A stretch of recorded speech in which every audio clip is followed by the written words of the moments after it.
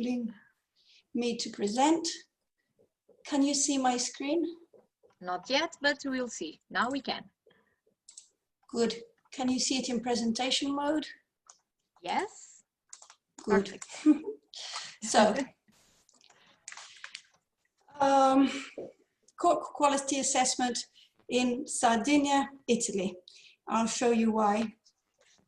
My presentation will outline very briefly, hopefully, an overview of the national and regional context, talking about Cork quality assessment in Sardinia, and some concluding remarks.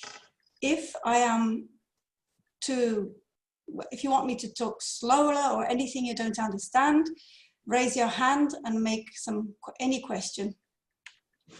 So about the national and regional context, we have seen this map very often. We know that Italy is in the Mediterranean, one of the cork producing countries.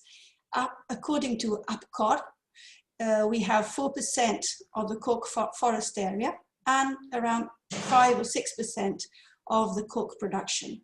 And within Italy, there are only 6 regions that produce cork, and among them, Sardinia has, as was mentioned before in some of the introduction, we have 83% of the national cork cover.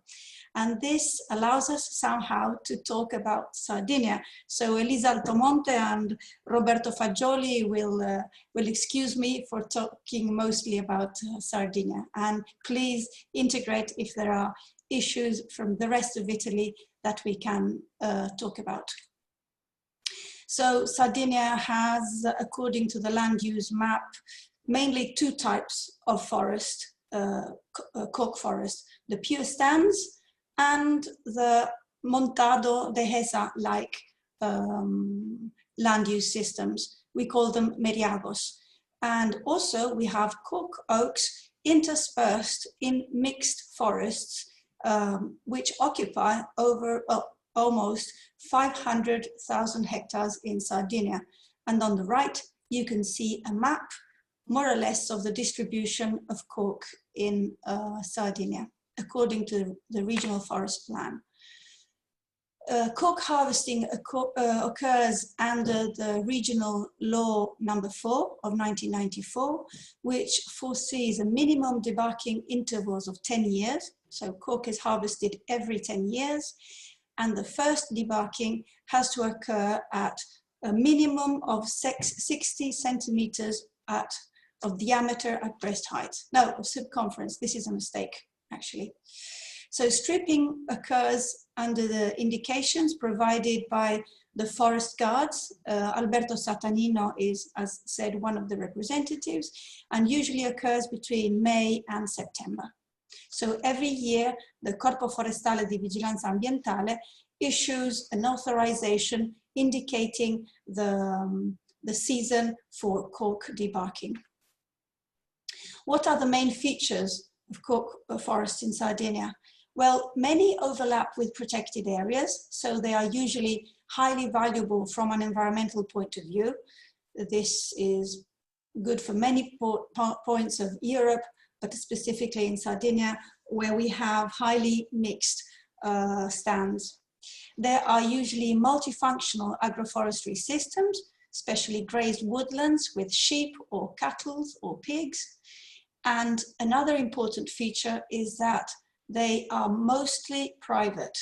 87.5% is owned by privates and only 13% by local councils or the regional government. Another characteristic is that they are highly fragmented. As I said in the introduction, the average size in many areas is between 10 and 20 hectares, but even smaller.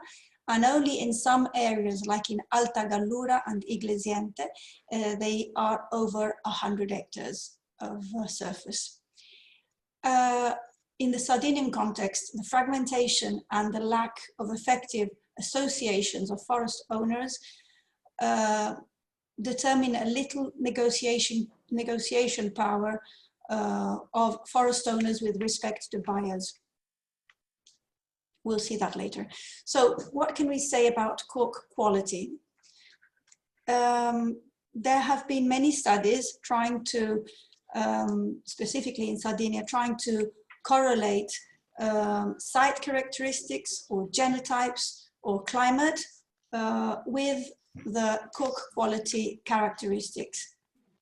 And many projects, such as the one that Cristina Monteverdi just mentioned, the Tender Sugera, or the National Rural Network, have just been concluded, and some papers are still undergoing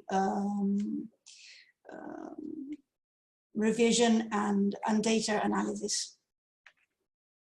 But what happens in the field really for cork quality assessment? Cork quality assessment, raw cork quality assessment in Sardinia is based on an expert evaluation of the cork characteristics by the scorzini, cork harvesters, or experts devoted to cork selection. We must say that there is not a recognized standard or a common methodology for the cork evaluation process in the field, but there are disciplinaries for evaluation of cork quality in the industry. Disciplinare sul tappo di sughero, for example, developed by Agris. But in the field, the parameters that define one class with respect to the other are not strictly defined. So, being a subjective evaluation, it is highly important that the people and the professional who carry out this assessment are highly qualified, skilled, and they undergo regular training, and of course they accurately evaluate cork quality. I'm not speaking alone, am I? Okay. Any interfere with the presentation? Yeah, because I can only see my presentation and I cannot see you all. We are hearing and seeing you. Good. So who performs cork quality assessment in the field? Well, it depends a lot on the ownership. There are public forest owners like the regional government and the municipalities, and there are private forest owners, large or small scale forest owners. The public forest owners have their offices, if they are the regional ones, for example, the officials of Forestas, my colleagues, that make an estimate of cork quantity and quality for selling cork in the auctions, in the tendering, public tenderings. And the municipalities, the Comune di Budusò, etc., they usually rely on professionals, agronomists and foresters, who through una relazione tecnica, they provide an estimate of the price that the municipality could sell the cork. Private forest owners, if they are large, they can afford professional services, so paying an agronomist and a forester, but small forest owners usually negotiate directly with the processing, the industrial processor. And here the negotiating power is quite limited. In fact, as I already said, the limited size of the forest management units and the lack of effective forest owners associations render the negotiation power of forest owners very limited. And for the same reason, the cost for technical service by agronomists or foresters are very often unaffordable. Another point that must be made that the cork can be sold standing on the tree or in piles, what we call vendita in piedi or vendita in catasta. Well, this depends mainly on the availability of cork harvesters by the forest owner. So, for example, in Forestas, there are areas where we have the scorzini, and so we can sell in piles, in catasta, but in many areas, if we do not have scorzini because they are aged, they retired, then we must sell the wood standing. And this also happens in municipalities, usually happens in small or large forest areas. So there are different ways of selling cork and therefore of evaluating cork depending on the type of ownership and on the availability of workers. So how is the cork evaluated? Through officers or professional technicians that, of course, perform this analysis based on a first step, office work, a second step of field work, and a third step of synthesis of the collected data and final evaluation. In the office work, they usually check the last year of debarking, a minimum of 10 years is foreseen, the average quality and the price of previous debarkings is usually very important, and if there are previous data from sampling. Then, still in the office, they plan the field survey by dividing the areas in sections where they will perform sampling and data collection. So in data collection, they can have sampling the total trees in the area, or they can take sample plots, but they measure the number of trees, the diameters at breast height, sometimes the diameters at half of the debarking height, and several other parameters that help them defining the bathymetric area, and finally the volume of cork and the weight. And often in this stage, they can also see some visible defects, especially the ones relating to fire. Then back to the office, they usually produce, this is an example of one of the estimates carried out recently in Forestas. The price is usually for a cork sold on the tree, usually refers to the price and quality range of previous debarkings, whereas when we sell in piles, then in catasta, then it's more easy to try to identify the classes of cork qualities of the single boards, delle planche. So first selection of cork starts in the field. The cork harvesters operate in couples and they debark each tree. And the first division is made between virgin cork, what we call sugerone, resulting from the first debarking, and the reproduction cork, sughero gentile or sughero femmina, which is can be devoted for stopper production. Then the boards are stacked, first in the forest, then transported through trucks, and then loaded and stocked on in places either in the processing industry. This picture was taken at the farm of Molinas a few years ago.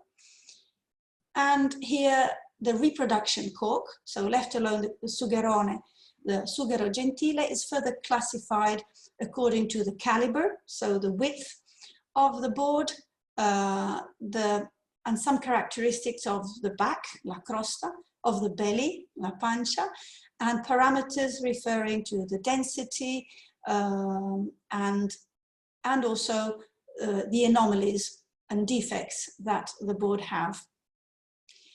This is, I thank Andrea Martinez for providing these slides. What the industries look at for evaluating cork is the caliber and the classification in these 5 classes, basically. The caliber originates 3 types, calibrato, mezzo calibrato, and sottile, and the quality refers to these classes. In fact, an empirical and traditional classification foresees 5 classes. The first class, or extra, sometimes they are separate, they are the best quality corks. Then we have the class second, third, and the fourth often goes mixed with macina, which is a low quality cork suitable for granulates. And then we also have thin cork, which is suitable for discs. because it hasn't got enough width for making a stopper, a full natural stopper. So there has been an attempt by the University of Sassari and by Agris Research Station to define an objective criteria to classify raw cork. Some of them are objective criteria, like the caliber, and some of them that are more subjective. They refer to defects and the intensity of their defects.